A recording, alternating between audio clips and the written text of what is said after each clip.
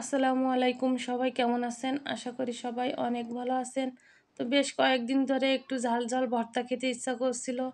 তো আজকে সেই ইচ্ছাটা পূরণ করে নিলাম। এই তো আজকে পটল ভর্তা করছি বেশ অনেক পরিমাণ ঝাল দিয়ে, আর এত মজা হয়েছিল এই ভর্তাটা কি বলবো। তো ১ প্লেট ভাত তো আমরা নিমিষেই খেয়ে ফেললাম।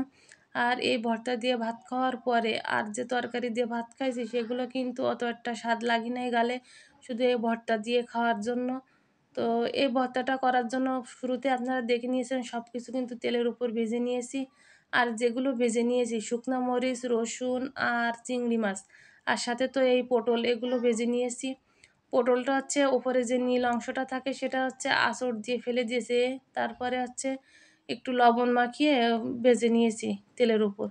আর তারপর তো দেখে নিচ্ছেন সব কিছু বেটে নিচ্ছি একে একে। আর তেলে ভেজে নেওয়ার কারণে পটলের খোসাটা একটু শক্ত হয়, যার জন্য একটু প্যারা মনে হয়। তো তারপরও কি আর করব, ইচ্ছা হয়েছে একটু ঝাল ঝাল ভর্তা খাওয়ার।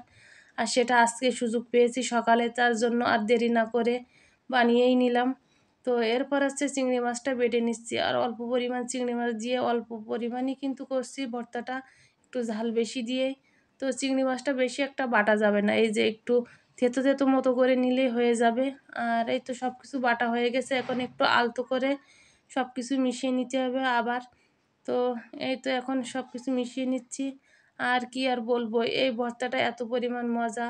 তো একটু গরম ভাত হলে কিন্তু আরও বেশি মজা লাগে। আমরা সকালে কিন্তু গরম ভাত দিয়ে খেয়েছি, এত পরিমাণ মজা লেগেছে।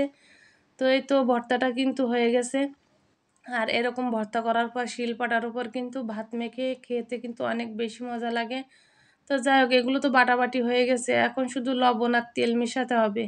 আর লবণটা যদি না দিয়ে এত কষ্ট করে ভর্তা করার পরে, তো কেমন হয় বলুন? লবণ ছাড়া কি কোনো কিছু খেতে ভালো লাগে? আর এরপর যে তেলটা দেবো, সরিষার তেল কাঁচা। তো একেবারে কাঁচা সরিষার তেল ছাড়া তো ভর্তা ভাবাই যায় না।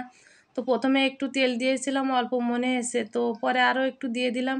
তো ভর্তা খাওয়ার জন্য একেবারে রেডি ভর্তা। তো আজকে ভর্তার রেসিপিটা যদি আপনাদের ভালো লেগে থাকে তো অবশ্যই লাইক কমেন্ট করতে ভুলবেন না। তো আমি যখন ভিডিওতে ভয়েস দিই তখন কিন্তু বিকালবেলায় দিই, আর ভয়েস দেওয়ার সময় একটু আশপাশ থেকে একটু শব্দ চলে আসে। তো আমার এই ভিডিওটা যারা শোনেন এতক্ষণ বক বক করাটা, তো তাদেরকে অনেক ধন্যবাদ। যদিও আমি ভয়েসটা খুব ভালোভাবে দিতে পারি না, আপনারা কষ্ট করে দেখেন।